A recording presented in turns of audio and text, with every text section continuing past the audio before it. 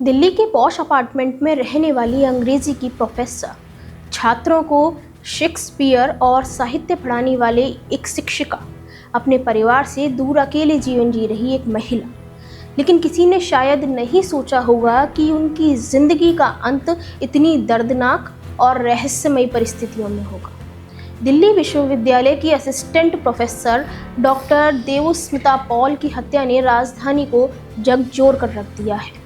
सवाल सिर्फ एक हत्या का नहीं है, सवाल ये भी है कि आखिर एक सुरक्षित माने जाने वाले अपार्टमेंट के अंदर ऐसा क्या हुआ कि एक प्रोफेसर की लाश उनके ही फ्लैट में खून से लथपथ मिली। और सबसे बड़ा सवाल ये कि कातिल कौन है। दिल्ली के वसुंधरा एनक्लेव स्थित सत्यम अपार्टमेंट में रहने वाली 49 वर्षीय डॉक्टर देवस्मिता पॉल दिल्ली विश्वविद्यालय के शिवाजी कॉलेज में अंग्रेजी विभाग की असिस्टेंट प्रोफेसर थी।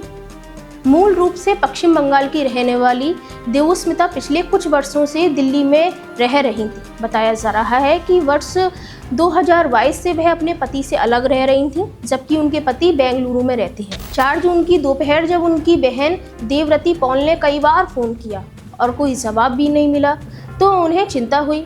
वह तुरंत फ्लैट पर पहुंची, लेकिन वहां पहुंचकर उन्होंने जो देखा उसके बाद उनके पैरों तले जमीन खिसक गई। फ्लैट बाहर से बंद था। शक होने पर ताला तोड़ा गया। दरवाजा खुलते ही अंदर का दृश्य देखकर हर कोई सन्न रह गया। फर्श पर खून से लथपथ देवस्मिता पॉल का शव पड़ा था।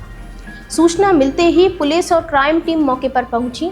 शुरुआती जांच में सामने आया कि प्रोफेसर के सिर और चेहरे पर किसी भारी वस्तु से कई बार हमला किया गया था। हमले की तीव्रता इतनी ज़्यादा थी कि चेहरा बुरी तरह क्षतिग्रस्त हो गया। पुलिस को मृतका के हाथों और शरीर पर चोटों के निशान भी मिले हैं। जांचकर्ता का मानना है कि मौत से पहले उन्होंने हमलावर का विरोध किया और खुद को बचाने की कोशिश की थी। लेकिन इस मामले का सबसे रहस्यमय पहलू कुछ और है। पुलिस को फ्लैट में जबरन घुसने की कोई निशान ही नहीं मिले। ना तो दरवाज़ा टूटा था और ना किसी तरह की फोर्स एंट्री के संकेत मिले। यानी शुरुआती जांच ये संकेत दे रही है कि हमलावर कोई ऐसा व्यक्ति हो सकता है जिसे देवस्मिता जानती थी और जिसे उन्होंने खुद दरवाज़ा खोलकर अंदर आने दिया था। यही वजह है कि जांच अब उनके करीबी संपर्कों और हाल के दिनों में उनसे मिलने जुलने वाले लोगों के लिए केंद्रित हो चुकी है।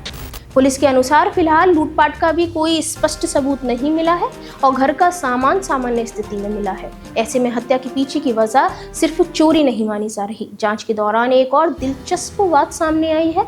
बताया जा रहा है कि देवस्मिता ऑनलाइन शॉपिंग की शौकीन थी और घटना वाले दिन भी उन्होंने अपनी मां के लिए ऑनलाइन दवाइयां मंगाई थीं। फ्लैट में कई डिलीवरी पैकेट भी मिले हैं। इसी कारण पुलिस डिलीवरी नेटवर्क से जुड़े लोगों से भी पूछताछ कर रही है। हालांकि अभी तक किसी की भूमिका की आधिकारिक पुष्टि नहीं हुई है। सूत्रों के मुताबिक पुलिस ने कुछ संदिग्धों की पहचान की है और कई सीसीटीवी फुटेज खंगाले जा रहे हैं।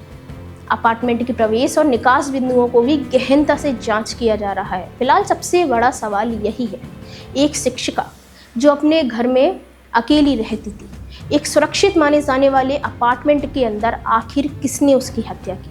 क्या कातिल कोई करीबी था या यह कोई दुश्मनी थी, या फिर कहें कि ये जांच में कोई ऐसा सच सामने आएगा जिसने अभी तक किसी का ध्यान ही नहीं खींचा? इन सवालों के जवाब पुलिस जांच के बाद ही सामने आएंगे।